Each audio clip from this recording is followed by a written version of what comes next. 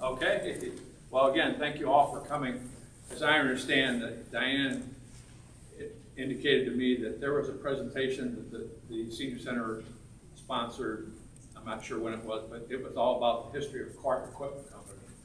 And so she wanted to have a presentation on Clark Credit Corporation, because while we had Mother Clark that owned us for several years before they sold it, she wanted to know what kind of services did the credit corporation provide to its dealers and customers and that type of thing.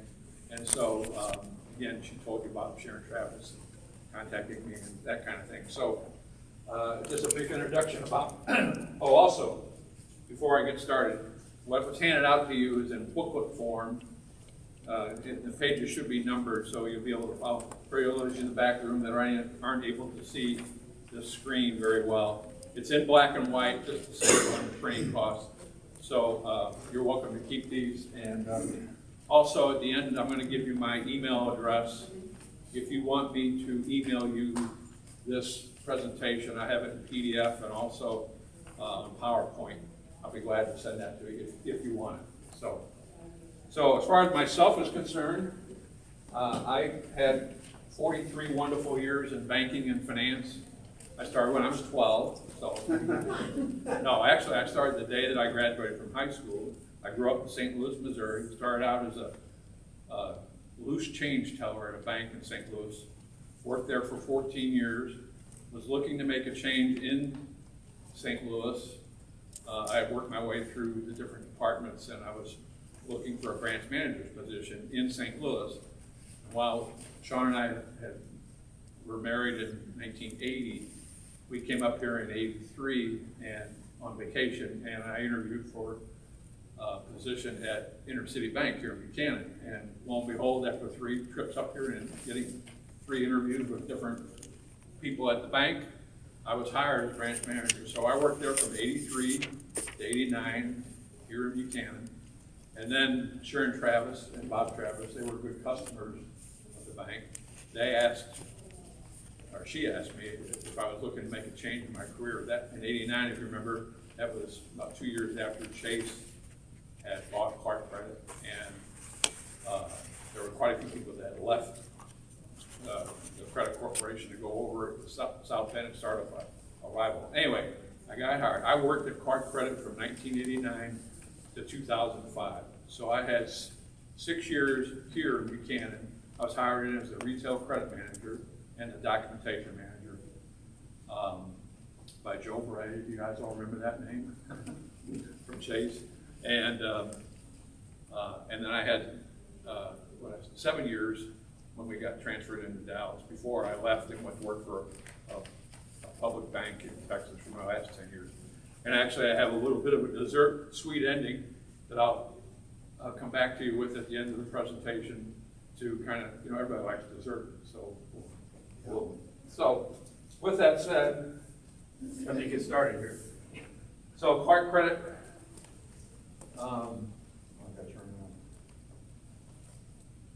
so while Clark was established in the early 1900s, actually 1920s, with E.B. Clark and merging 2 companies, Selfor Tool and Buchanan Electric together. This was Clark Equipment Company pre-Credit Corporation. Before the Credit Corporation was incorporated, they had they were established in. They were consumed with improving product performance, reliability, and expanding its product lines across different applications.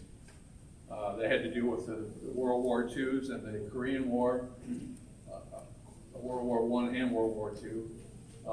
So their credit considerations at the time really weren't, they were through their lines of credit that Clark Equipment Company had with its banks. They extended credit to some dealers and to some retail customers, but it was nothing on the scope that was allowed to come forward. So,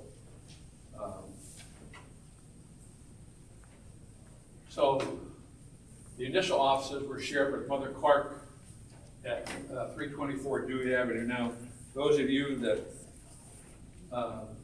go back to the 60s or 70s, I was told that they were right up here, but then somebody else told me that they were over here on this side. Don, do you know where they were? Well, on that side. Over here? Okay. Yeah, on that side on the bottom floor. Okay. So that was in 1951. The original name of the credit corporation was, the original date of incorporation was May of 1954. It was Equipment Finance Company. Pretty vanilla, right? It didn't even have the name Clark in it. And George Spada, who was president of Clark since 1945, he had come from GE. Well, GE started GECC in 1943. And apparently they must have experienced several liability cases at their credit corporation because of the GE name in it. So at first he didn't want to include Clark in the name of the finance company. John Wood was the first president of the corporation, and I understand, and this thanks to Donnie gave me this information, Fred Smith, Dave Howe, and Mary Gleason were one of the original ones to get everything going from a corporate standpoint. In 1957, the captive finance contributed in excess of $1 million to Clark's bottom line. So that was a big deal back then. That was enough to get Clark's attention and continue on and expanding. In October of 1958, they did amend the corporate name to Clark Equipment Credit Corporation. Then in 1964, as Clark was increasing sales under Walt Shermer's leadership and building a worldwide dealer network, he understood that the opportunity to finance what they manufactured and their dealers was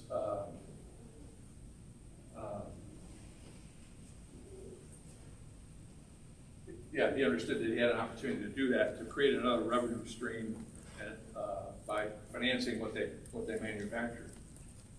So the goal was to allow Clark Equipment Credit Corporation to become the captive finance company for all the products that Clark and all of its subsidiaries, and that's important as they move forward. They acquired subsidiaries sold to their industrial and construction equipment customers. Now this was kind of similar to what GE, GM, and Ford did in the automotive industry. The ability to create another significant revenue and income stream for Clark and create one-stop shopping for the customers, improve their market share both in sales and finance funding.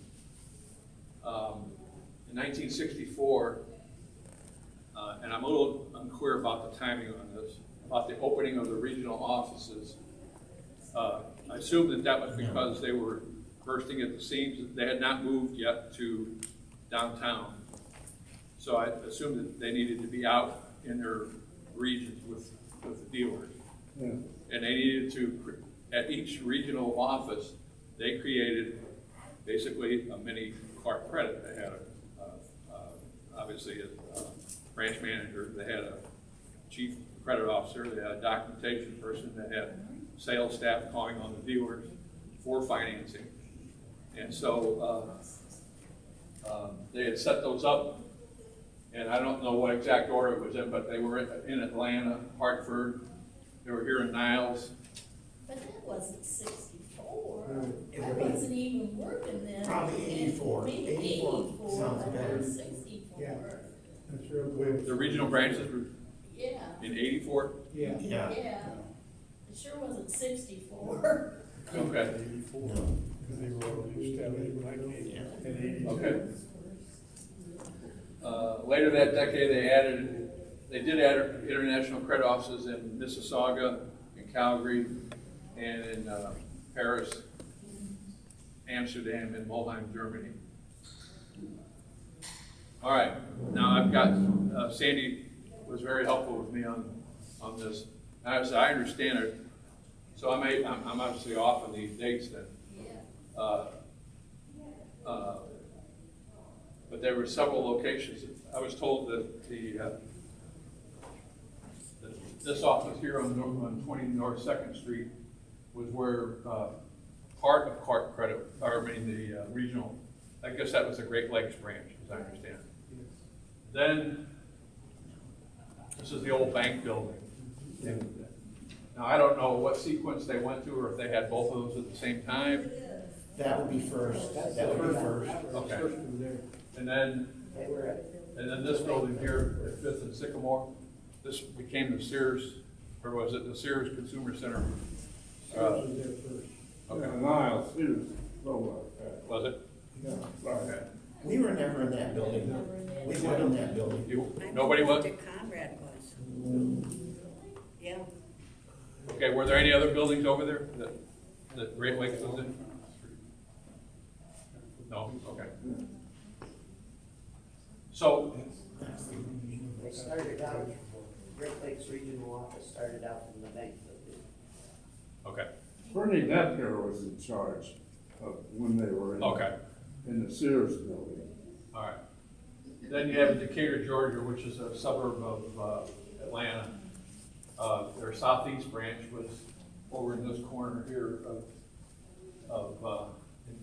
actually in Decatur, Georgia. And then this was outside of Minneapolis, Burnsville, Minnesota. This was on a very snowy day, so you couldn't see the building, but I couldn't get many pictures of the other regional branches from any of the Treasury Times or anything else. So the role of the regional branch offices was for the territory finance managers to call on each dealership in their region and provide training to the dealers on the various finance options, about long-term rental, leasing and conditional sale and full payout financing. Also to provide the dealership training on how to submit customer credit applications, customer financial statements when required, and document preparation. And then UCC filing procedures and funding instructions.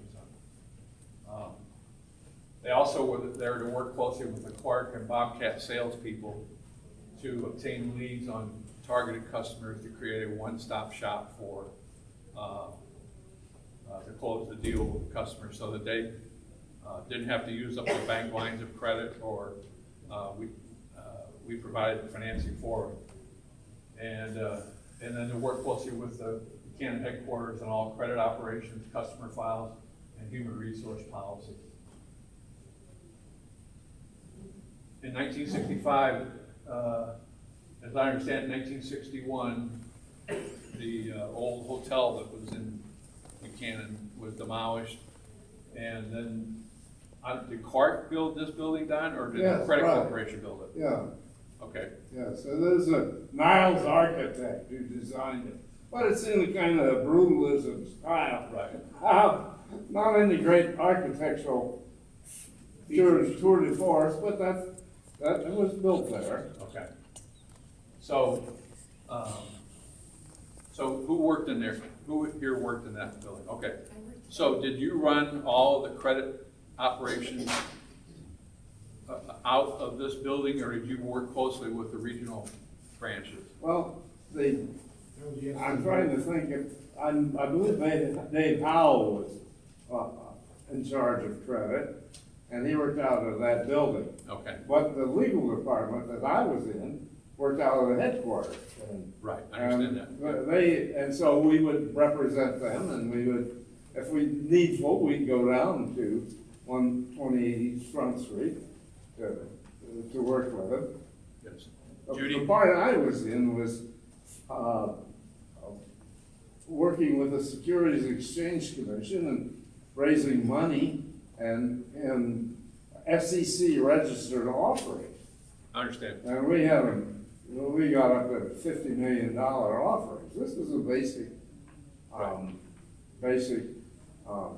financial situation. Like you had the loans, you had the basic loans, and you had the bank loans, and commercial paper, and that was their Foundation. balance sheet. And I was involved pretty closely with that. I understand. Judy? Well, the way I remember it, after they opened the branch offices, the Clark Credit Building, we did all the accounting, we did all the data processing, we had a legal department, Everything worked out of there. everything. Okay. So that was like the main The headquarters? regional buildings reported to that, We to did that all building. the Okay. collections out of this building and, Okay. So they didn't do any collecting at the regional branches? well, they might have on a minor, but I Yeah. think the Okay. serious thing, everything was done in Buchanan, right? No No, collections happened. Each regional Collections office had and their own approvals for the Approvals regions approvals and happened. everything. It filtered everything into the main office. When the Okay. general accounting was manipulated, looked at the balance sheet. Okay, Clark was acquiring other large and small construction companies that also required financing of its dealers and customers. We had Bobcat they acquired in '69, and Clark Perth and Volvo BMG, et cetera. Remember, well, I'll get into that later. In 1971, the credit corporation sold $50 million in debentures to, basically on the bond market. Based on their commercial paper rating, they were able to raise $50 million for future lending growth. Maybe that's what you were talking about when you were Right. involved in that. Okay. In 1974, Clark Leasing Corp. and Clark Rental Corp., which were subsidiaries of Mother Clark, were merged into Clark Credit Corporation. I don't know what the dates were when those were initially started. I know Clark Rental Systems was a separate entity. I don't know if it's called Clark Rental Corp. Or Clark Rental Systems, but in 1975, Clark Corporate moved from Dewey Avenue to their new building at Circle Drive. With the growth of international manufacturing and the marketing of their branded products, they desired to showcase their new headquarters. That was under Clark was about number 153 on the Fortune 500 list. Okay. It was a major international corporation, and the headquarters were at Circle Drive. Okay.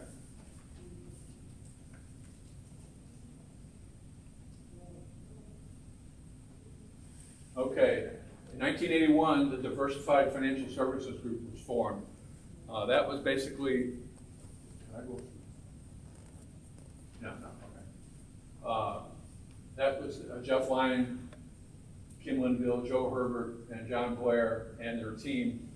They wanted to, back then, yeah, as I understand it, the credit corporation needed to grow. You had, your budgets each year, and you needed to grow by 10%, 12%, 13%. You could only get so much growth internally from working with the same dealers. So they needed to go out and start calling on diversified customers at that time to try and create more volume to meet their growth targets. So in '81, they formed this Diversified Services Group to call on Fortune 500 customers for multi-million-dollar acquisitions and leasing transactions. In '82, Clark Financial Marketing Corp. Was formed in Decatur, Georgia, to assist Clark Credit in disposing of repossessed, leased, or otherwise owned assets. Now, Dave, did you work with that group, with Al Held in that group, or was that before you? No, we had our own group, but we formed after the purchase of White Motors. Okay. And I was put in charge of disposing of the assets through the branch. And that, right Our next, Bell's group was set up when we had so much big construction machinery. Okay. being rebuilt. October 2, 1982, Clark Credit acquired White Motor Credit as part of their growth strategy. Again, here we go. 1982, you had high interest rates. Prime, I think at that time was like 15, 16%. So finance volume was down with the dealers because nobody was buying anything because they financed it they had on. So they had to start acquiring other finance companies. And so they acquired White Motor Credit, part of their growth strategy, to attain a 25% growth rate. That had to be a backbreaker in 1982 because you had, you had to take all those dealer locations, and I guess White Motor Credit obviously had finance offices around the country. Those had to be merged into the Clark Credit family, and it took a while to do that. That was very easy, actually. Was it? All the regional offices White Motor had were in the identical cities. They were, okay. Yes. Okay. And it was very good merger. In October of '82, Jim Reinhardt announced that Clark would be closing the last 3 remaining plants in Michigan, which included Buchanan and I think Jackson as well, Battle Creek, I'm not sure. But and moved their production to Statesville and Rockingham, North Carolina. In '83, Clark Credit added an insurance option, physical damage and credit life, through all Clark and Volvo White dealers for their customers, and the premium was added to their finance amount. Again, there was a lot of training that had to be done with the dealers on offering that to their customers as an option. In December of '83, Credit Corporation purchased Horizon Credit, which was, they wholesale retail luxury yachts worldwide. Here we go again with adding on another finance company. Each regional branch of Clark Credit acquired the former Horizon Credit offices into their mix of dealers to call on. That required, like I said, many hours of training on maritime financing regulations and procedures. Okay, in 1985, Clark moved their corporate offices to South Bend, following the closing of their last 3 Michigan-based plants. And so here we have the Clark Equipment Credit Corp moved out to Circle Drive in June of 1985. Now, were you involved then, Glenn, with the move out there? Okay. Well, not so much with the direct move out there, but Okay. soon after that, we were involved heavily with. Okay. Did you want to make any comments about? I just always thought that that was such a beautiful building, so it was designed so that it still looked modern, even after we vacated it. Right. I don't like the appearance of it now. Yeah. I think it doesn't look nearly. That's actually a picture of it now. I couldn't find one. Yeah, but I don't think it looks nearly as good as it Yeah. did. And they've changed an awful lot of the stuff. It's still a great building. But Yeah. So was that built? Did Clark build that? Yes. Okay, thank you.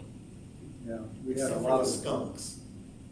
What's We that? had problems with skunks, Did they? because we worked second and third shift. And one of the gals came out one night to get in her car, and there was a skunk, and another skunk out by her car. So she had to go back in the building. And what they did was, they, after 5 o'clock, we were allowed to park inside, so we wouldn't have to deal with the skunk problem, because, you know, you don't want to get bit by a skunk, because chances are, you're gonna have to go through the rabies shots. We were actually, made national news, and we were in the National Enquirer. That's the skunk capital of the United States. We had so many, I still remember, because I lived in Buchanan at the time, and That's funny. there were skunks everywhere. I don't know where. Well, they were long enough in Chamberlain Hills. Oh, Yeah, they're all over town. With the move of Clark Clark Credit out to Circle Drive, 128 East Front was acquired by EV in 1986. Okay, so then we got into the mid-'80s, during a major recession and very high interest rate. Clark's public rating fell below A rating, triple B, and thus their cost of funds increased. So Clark you hear a lot of this today with a lot of manufacturers. They start looking to return to their core assets and focus on product development and improvement. And Clark began selling off their various subsidiaries. They sold Brown Trailer as well as their crane and scraper business to reduce costs. In 1987, Credit Corporation was sold to Chase Manhattan Bank and assumed the name of Chase Clark Credit. Now, when I looked at all the different filings when all these corporate name changes occurred, Don was the one that filed this particular filing in Michigan. Yeah, yes. Chase decided to close all their branch offices and consolidate all sales staff and operations in Buchanan. During 1988 and early 89, Clark experienced ever-increasing competition with various foreign manufacturers, primarily with the Asian, Japanese, Toyota, Nissan, and so the Clark material handling dealers were still having to sell their products at higher prices, and they were not making the gross profits that they wanted to. So the dealers started looking to take on second lines to try and improve their gross margins. So I got here, Chase Clark Credit at the Crossroads. I wasn't in 1989, that's when I came aboard, and I remember this part. We had, Clark really wanted the dealers to stay, I'm talking about the material handling side, or forklift side. They wanted the dealers to stay loyal to Clark and sell only Clark forklift trucks. But that wasn't happening. So we were at the point where we had to decide if we were going to continue as a captive finance company for Clark, or if we were going to start financing whatever the dealers were selling. And particularly with the sale to Chase of the credit corporation, Chase wanted us to grow and take on more volume of funding. And the only way we were going to do that is to finance whatever the dealers were selling. So the goal became to finance all the products of Clark and non-Clark that were sold or rented by the dealers and their customers. The territory finance managers, they were also calling on non-Clark dealers in their region, Komatsu, TCM, some on the electric side, Raymond and that type of thing. In 95, Chase Manhattan Leasing and Bobcat Financials were sold to Associates Commercial Corporation. And then I got here on 6/1/95, Clark Equipment Company was acquired by Ingersoll Rand to add the product mix of material handling, construction, skid steer equipment, and road paving equipment. So I'm going to leave the timeline for now, but does anybody want to cover anything I covered in this? I'm going to cover another part here in a second that has nothing to do with the timeline. But does anybody have anything for the first third of the presentation? When Clark went from an A to a triple B rating, they had to sell Clark Equipment Credit Corporation because the interest cost of the money that Clark Credit borrowed to lend was prohibitive. And so we had to sell it. Yeah. And so, of course, it changed Manhattan Leasing Company. Now I'm going to move into kind of what the finance programs that we provided both the dealers and the customers, just to go through what services we provided. Our goal was to provide all the financing needs our dealers would need, except the checking account. So we wanted to be basically, and I'll see what when I get into financing the dealers' different needs, you'll see what I mean. But we wanted to try to cover all the dealers' needs. Obviously, we couldn't do a checking account because we weren't licensed to accept deposits. We provided both short and long-term financing products for each dealer, obviously depending on their credit worthiness. So we did capital loans. So a lot of the dealers, at least the Clark dealers, they were some of them were former employees of Clark. Some of them were, a few worked at the credit corporation, but when they got started, they needed capital to finance, and they had to put some money into it, probably 20 or 30%. But the credit corporation lent them the rest of the money to get open and operating, and usually the Clark or Melrose, if it was a Melrose dealer, they would guarantee the dealer's capital loan debt. We did real estate loans on the dealership premises and branch locations. I think in some cases there was even some real estate loans on dealer principals' homes that were done at the time. There were working capital lines of credit secured by the receivables and inventory. That was usually where they had to clean up the balance once a year. It was secured by the inventory and the parts inventory and all of the non-serial numbered items.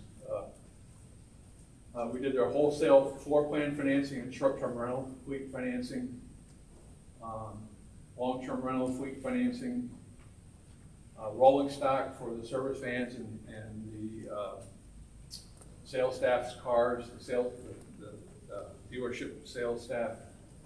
And we did rental house equipment financing this was primarily in the construction side of the business.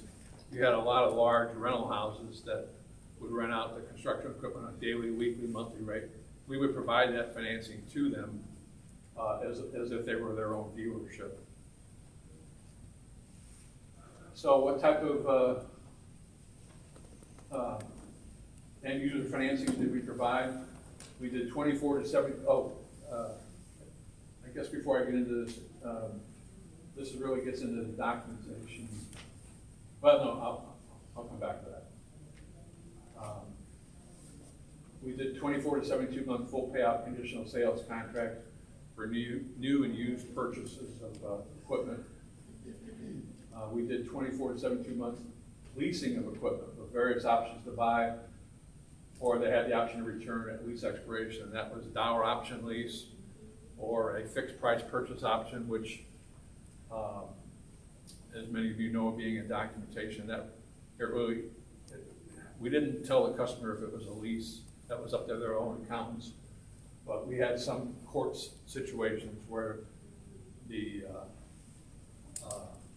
court found that those really weren't leases, that they were really loans or conditional sales contracts.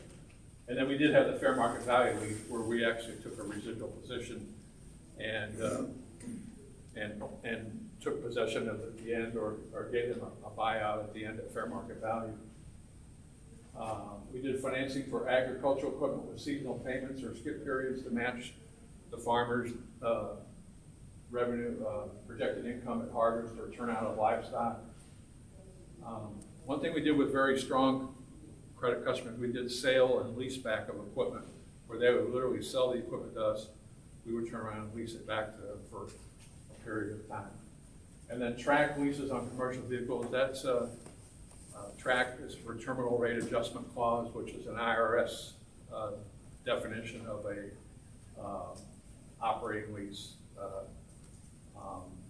And basically it's based on 48 months, 60 months, what the residual position is that must be at to qualify as a off-balance sheet lease. At least it did at the time. I'm not sure if it does anymore, but okay. We had industry-sensitive customer service. By that I mean we had Clark Material Handling Company at Melrose Bobcat. They had similar dealer and end-user customer needs. However, the material handling and warehouse industry was quite different from the construction, agricultural, dirt moving industry. If you went to a material handling dealer, you would often, they were kind of like car ship dealerships. They were there, shirts and ties, and except for obviously the service staff in the back or parts department, but the salesmen were. And then the Bobcat dealers, they were never caught with a tie on. They preferred to wear jeans and boots. There was a certain lingo that was more relaxed. Many of the Bobcat customers were large rental houses for daily and weekly or monthly rental of various skid steer loaders or backhoes or implements. And so the differences in respective industries led to establish separate wholesale and retail credit departments. We kind of had silos set up to handle those particular industries because of the nuances of the industries of themselves. Okay, before I get into about being a secured lender or lessor, Jeannie, did you want to talk a little bit about documentation and what you experienced with that?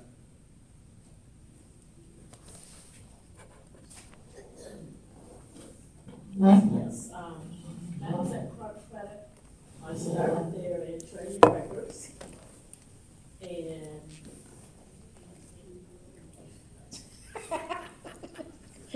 I started there in Treasury Records, and then after that, I got a job working for Steve, who was my boss, and my position was a documentation coordinator. And so what I had to do, there was a process that it went to the department, and I can't think of the name of the department, but what they did, they approved like the dealer's loans, checked their credit and everything. No, they approved the loans. Then, well, they went through their paperwork. Then it came to the credit department, which was Cleta Beich at the time, and Carrie Harrington.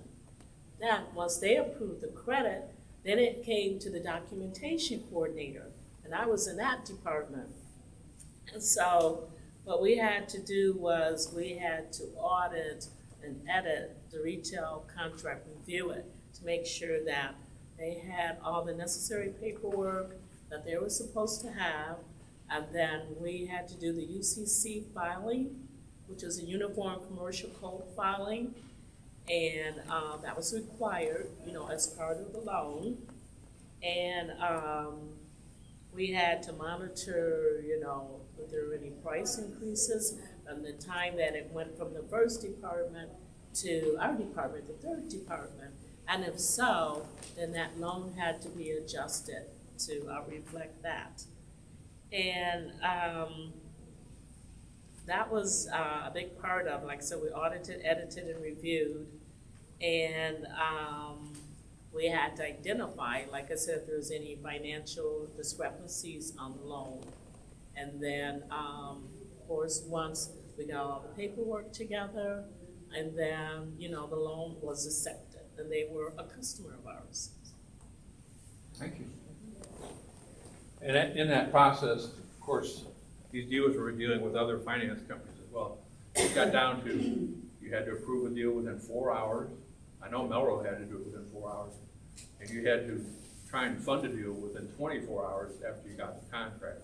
Unless there was a major strike through in the language in the lease or the contract, we were expected to fund those within 24 hours. So, so there was a lot of pressure in that department to get, when things got in, you had to get them turned around fast. Somebody was on vacation or sick, we all pulled together and got it done. So Clark Credit, we were a secured lender. We didn't do any unsecured lending, and with end users, that is.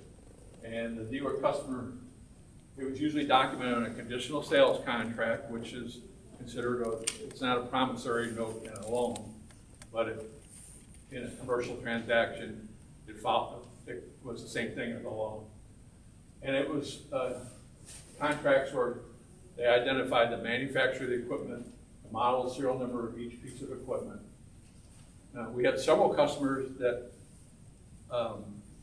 took equipment several times throughout the year or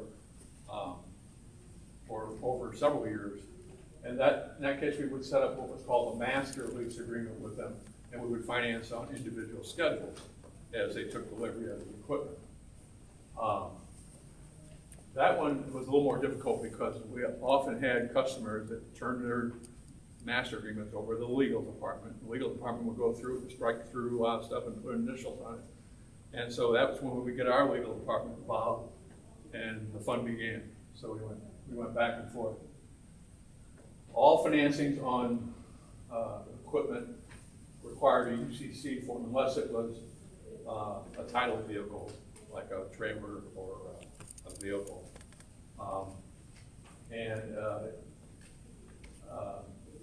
It basically it was called a purchase money security interest, meaning that it had to be filed within 20 days of delivery or you would be outside of the purchase money security interest protected period. And the reason why that was important is if the customer, end user's bank would go out and say they were going to foreclose on equipment, they would do a lien search and they would find our filings out there. And so they wouldn't foreclose on that equipment because we had a perfected filing. On true lease agreements, where the credit corporation was the owner of the equipment, in other words, in a lease, if it's a true lease, the credit corporation owns the equipment instead of the customer, and then they have the option to buy it at the end. We would still require what was called an informational filing, just to put basically the county or the state on notice that that equipment was out there and it was ours, we were the owner of it. So we had certain language on that UCC financing statement. How many employees did it take to be a world-class equipment finance company? Because we were financing dealers in all 50 states, Canada, Latin, South America, and Europe during say, we had between 350 and 390 U.S. full-time employees. That one I need experts on because I think that's low. Because I don't know how many employees were out at the branches, but I know when associates said they were going to move us, we had about 400 at Circle Drive. Does anybody ever have a feeling as to how many the total employees between the white credit and Verizon and all that, how many we had? Typical branch was 15 to 20. 15 to 20? Employees. Okay. In a typical branch. Okay. All the employees were critical to providing top-notch service that was recognized by both our customers and our peers. The work ethic of everyone that worked for Park Credit was born in treating customers with respect. And if something did fall through the cracks, we made sure we corrected it pronto. And so here's a 50,000-foot summary of what's needed staffing-wise to provide excellent service to a worldwide manufacturer and customers. So we had the senior executive wing, I guess you call it, where we had the CEO, the chief operating officer, the chief financial officer, chief credit officer, and their staffs. We had the legal department. We had, at least in Buchanan, we had, 3 attorneys and Mike Mars and Joe Rabone and Denny Kimmer. Yep. And their staffs. Treasury Department to manage all the banking relationships, lines of credit, commercial paper. We had the finance sales management and the staff, the calling staff, the calling FM, we used to call them, with their administrative support. Each finance manager had an administrative assistant at the credit corporation to work. They were basically the customers, the dealer's place to call if they weren't getting the service they needed. They would call either the FM or the admin to find out what was going on. They had the wholesale dealer documentation and review. That was a whole separate area, separate from the retail credit and review for obvious reasons. Not only did you had to review their financials on an annual basis, you had to make sure that your security filings hadn't lapsed. That they're usually good for 5 years, but you had to make sure that all that took a team to work through that. You had the retail credit department and analysis department, their staff. They were actually looking at all the retail apps that came in, reviewing them for approval or coming back with some type of maybe requiring more down or a structured approval or denial. You had the documentation staff to prepare and review customer documents for funding. You had the document and file retention department and support staff, which was very important. These are all important. You had the funding department and their support staff. Accounting staff and cash applications, processing support staff, the data programming, system security, support and web interface. That's changed so much now, I don't even think I know, how much that's expanded or collapsed because of what's happened in data processing. I know that John Kinney was very excited in the Treasury Times there. He gave a whole presentation at one of the, I think it was the meeting right before Christmas where you would all get together. He was talking about going to an IBM 3250 and what it was going to do for being able to communicate all around the world and how excited he was. Collection department, operations and support staff. We had a top tier collections department. It was almost like an air traffic controller On the front end, you had what we call dialing for dollars, where literally the past due accounts would come up on the screen. You would hit the number, you would deal with that person, and when you were done with that, the next one came up in the queue, and you kept working it. Then once they went past so many days past due, it went to a field collection staff that actually called the customers or the dealers and got to it. And it was quite an operation. Obviously, mail department operations and staff, telephone operations, building facility maintenance and support, security, and have I left anything out? Yes, sir. You gotta remember that the Canadian offices were a big part of it. Were they? Yes, Yeah. we were dealing with them all, especially with the Melrose part of it. Yeah.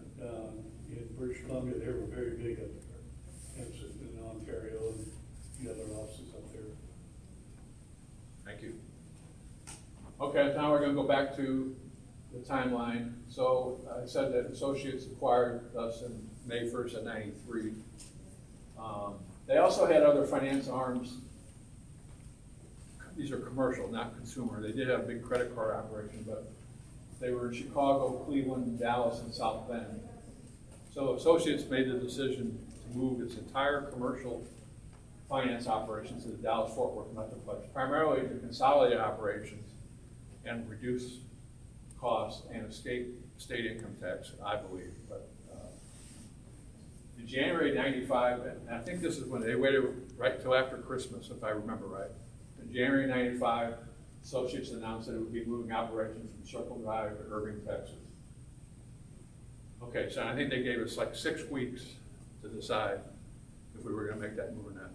At the time, Sean and I, we just had, like a 1-year-old time. Oh, no, I'm sorry. I think, I guess we had like a. Fourth grade, first grade. Okay, never mind. I'm thinking about when I started working in.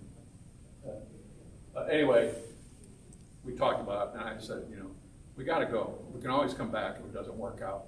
It's just, we didn't know what was gonna happen. We didn't know if we were gonna get down there and get laid off after we got down there, or whatever. But we went ahead and made the move. But we did come back. Came back, when I retired in 2012, we bought a place out west of town in 2011, and so we spent over just about half the year here, so, but that was my case. There were all these different cases that people had to deal with. So in June of '95, of the 390 employees in Buchanan, approximately 40 agreed to permanently relocate, and another 35 agreed to provide transitional training to the staff, the new staff that we had to hire in Irving. Now, there may have been more than the 35, there may have been more like 50. So this required a massive hiring fair in Dallas in an effort to staff approximately 300 plus or minus new employees to positions previously held by a very seasoned staff.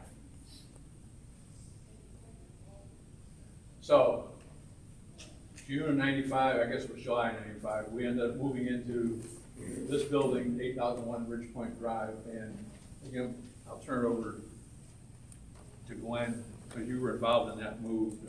Oh, yeah. Basically, we left all the furniture at Circle Drive.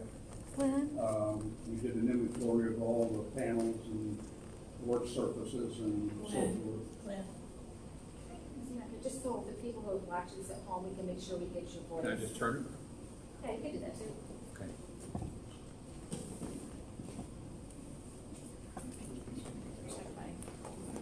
Should I repeat that, or? Okay, Anyway, we're good. Yeah, I did take it very- we left all the furniture at Circle Drive and contracted to try to sell it.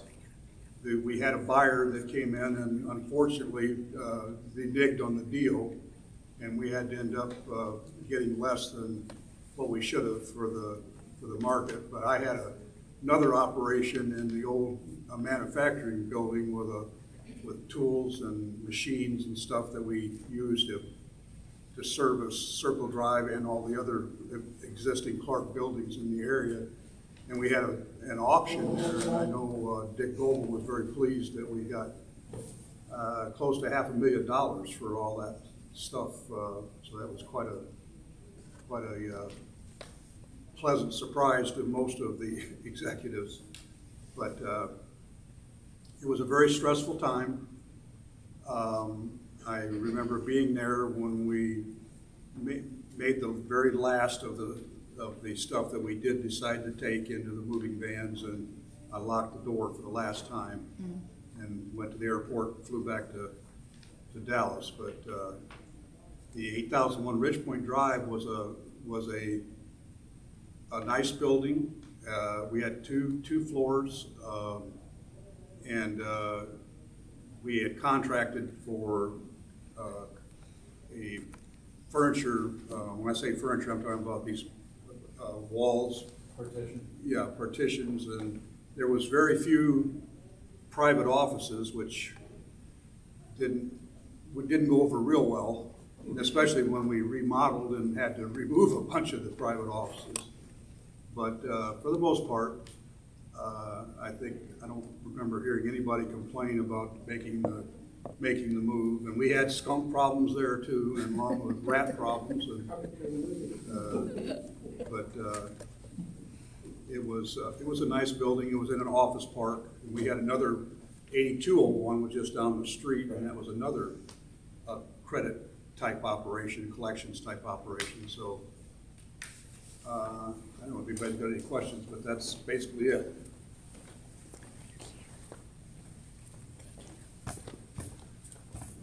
Okay.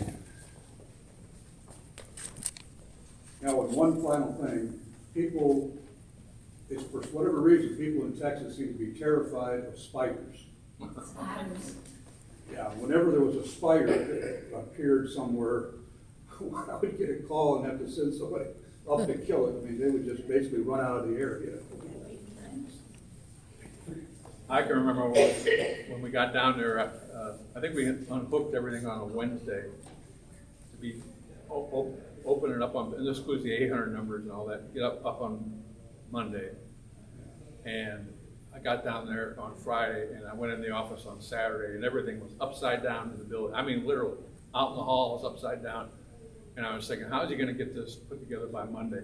But he must have had, Glenn I'm talking about, must have had 200 people come in Saturday and Sunday, and Monday morning we walked in, everything, and he had a color code system where everything was color coded, so that when they got down there, the movers knew right where to set it, because they had codes down there. And it was a masterful job, well done. I mean, considering We made it back Monday morning. So over from 95 to 97, associates merged several different offices together in that Ridgepoint building. We had the Clark Credit and Bobcat Financial from Buchanan. We had Eaton Financial from Cleveland. We had Motorola Audio and Visual out of Chicago. They had an IED out of Chicago. Club Car Golf Finance Group. These two forklift groups. And then the 500 Circle Drive was sold in January of '98 to American Electric Power to house a Cook nuclear engineer staff at the disaster site. Now, I just heard that AEP intends to sell that to Berrien County, is what I've heard. Yeah. They have sold it. They have sold it. Berrien County owns it now. Yeah. In 1997, Ford Motor, who at that time owned 87% of Associates, spun its ownership off completely, and Associates became a publicly traded company on the over-the-counter market. All right, we had an re-engineering firm come in the late 1990s, so this would have been like, that's the wrong date. Is that right? We moved in, that's the wrong date.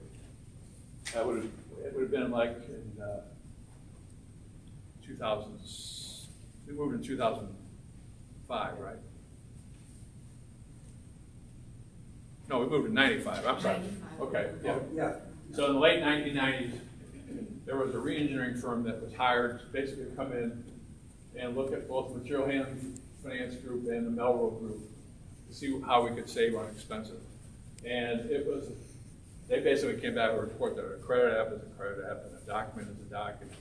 And that you should be able to merge the groups, take the silos out, move together, and retrain the credit department to just do both Melrose and material handling and construction equipment and golf cart, and do all that, and then the same thing on the documentation. The end result was a disaster. The staff, and in that re-engineering, and when they tried to implement it for the next 18 months, they again took the building and turned it upside down. They took the sales staff and put them all together, I think upstairs, right, and downstairs. Glenn had to basically, and his staff had to basically remove everything within the building.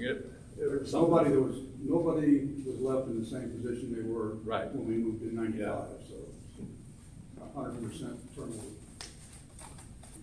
In 1998, Associates entered a finance agreement with Ditch Witch to provide wholesale financing for their dealers nationwide and also retail financing for their commercial customers. You've all seen Ditch Witch around now. They're doing a lot of the cabling for the telephone companies and cable companies.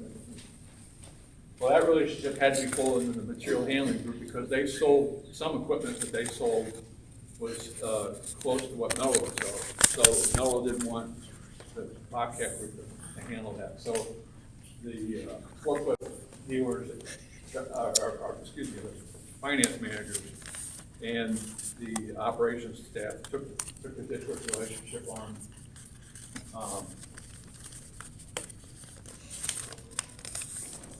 Prior to Associates acquisition in September of 2000, Associates was the #1 rated consumer finance company and the #2 commercial equipment company behind GE Capital. So they were a big player. City Capital, they already had an experienced finance group that was established in 1988, and that was the, like I said, Nelson Henry, Todd Tyler, Colleen Sison, and that group that went over to South Bend to start up. I guess they got City Corp to fund them to basically they did not apparently want to work for Chase. And so, so they merged our two groups together in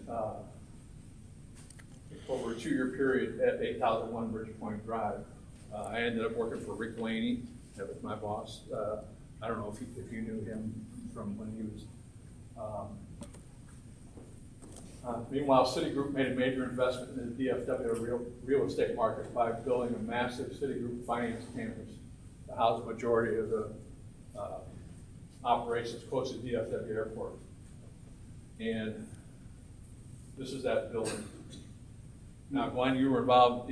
Oh, yeah. By this time, Glenn was involved in all the commercial real estate, at least in a certain region for Citicorp, right? Right. There was Yeah. 3 of us, and we had the United States divided up.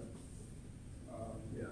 Hey, well, yeah, one of the corporate managers basically just had that building and the credit or the data collections building. It was still in Irving, but it was not on that campus.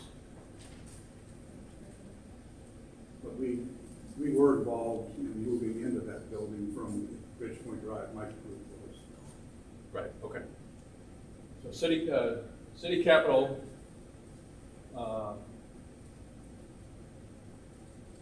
Was acquired by GE Capital in November of 2008. So you see these different, whether it was Chase or Associates or City Capital, they seemed to own the company for 5 or 6 years. And they would sell. I don't know if they were selling, working off the depreciation or whatever goodwill that they paid for it.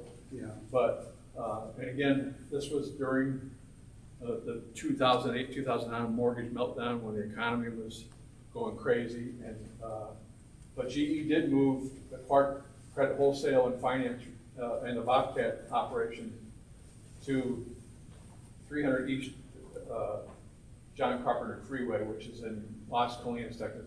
And that's where the Associates headquarters was when we moved down there. So they basically had taken over that building. I got here GE Capital at the beginning of the end. GE, if anybody's ever followed what's happened with GE over the years, they basically are just a nanosecond size of what they were at one time. And the same thing happened with their credit corporation. They completed the sale of the wholesale balances that they had from the city acquisition, and, let's see. Oh, they sold to Wells Fargo, that's it. And the Bobcat Beaver Wholesale, that also was sold to Wells Fargo in 2016. Now, there's a few of those administrative employees servicing that portfolio for Wells Fargo. That's from Clark Credit. I think Robin Lawhon just retired. I don't know if you guys knew Robin. She was here, right, with Diane Lawhon. And Joanne Troll, I think she still works there. There's quite a few of them that are still there. Are they? Yeah. Okay.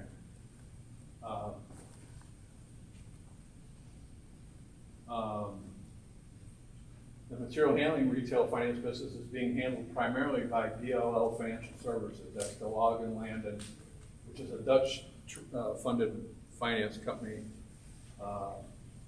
dating back to 1969. There are some retail finance managers with DLL for Associates Commercial. I think Dave Hilton, and Jim Mandato worked for them. I think he's now retired. On the retail side of the business, on the Bobcat Financial, Mike Wolftang, he works with them still. They fund their transactions now through Bobcat Financial, which is now owned by Doosan. This is where the Wells Fargo Vendor Finance Services is in Irving, Texas. And then this is GE Capital. So the Melrose Bobcat retail financing is handled by Doosan Financial. And I just mentioned that, Mike Wolftang. And the Ditchwood financing relationship ended with the sale by City Capital to GE Capital. That relationship is handled today by Bank of the West. And I think Larry Koth is still involved with that. Beginning of the end. Beginning of the end. So that ends as far as the slides are concerned.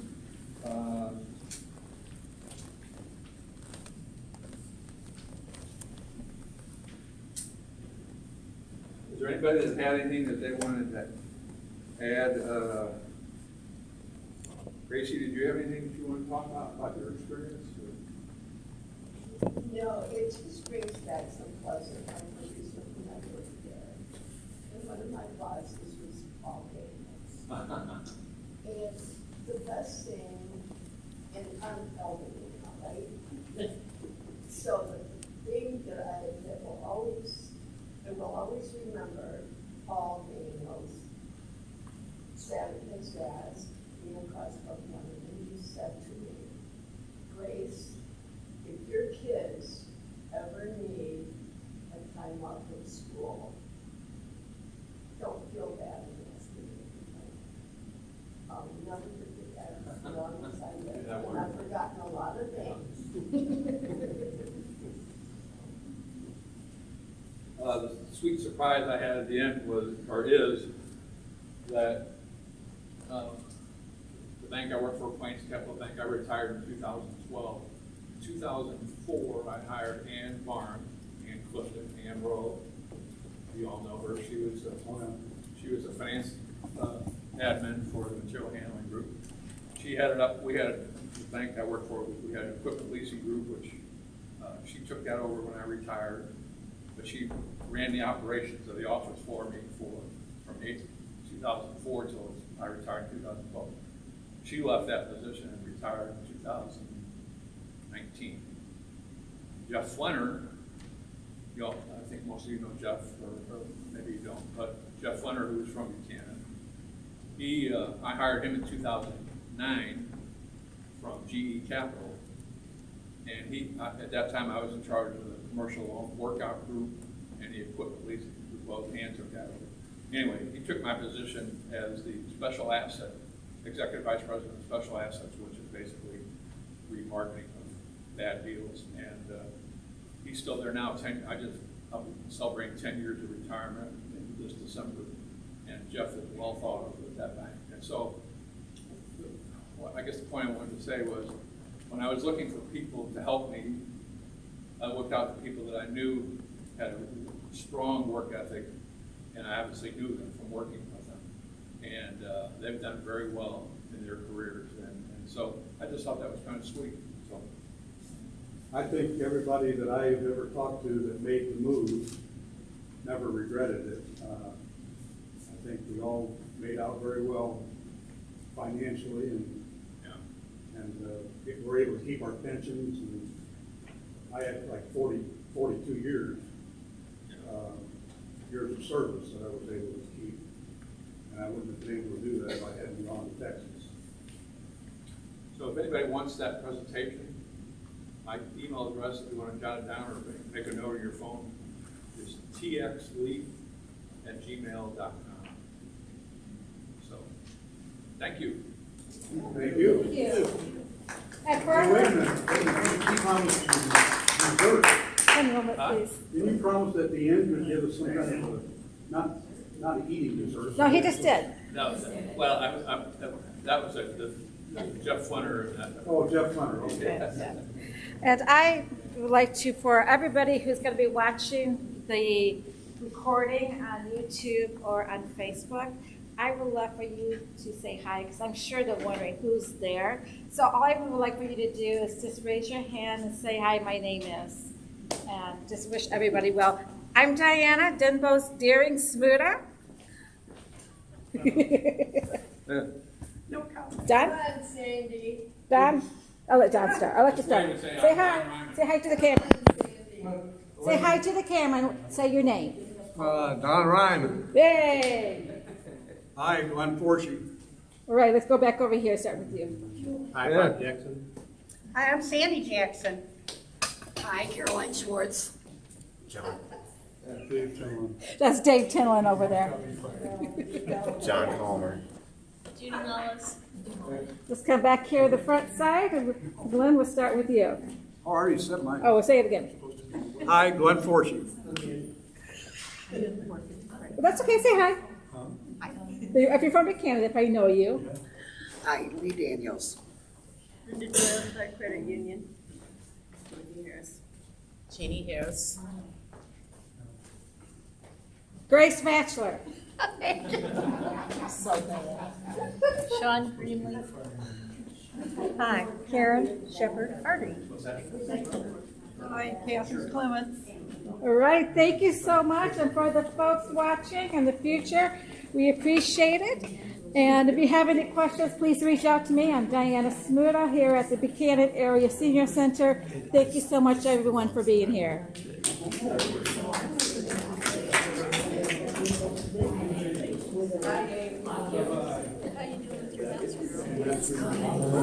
Well, before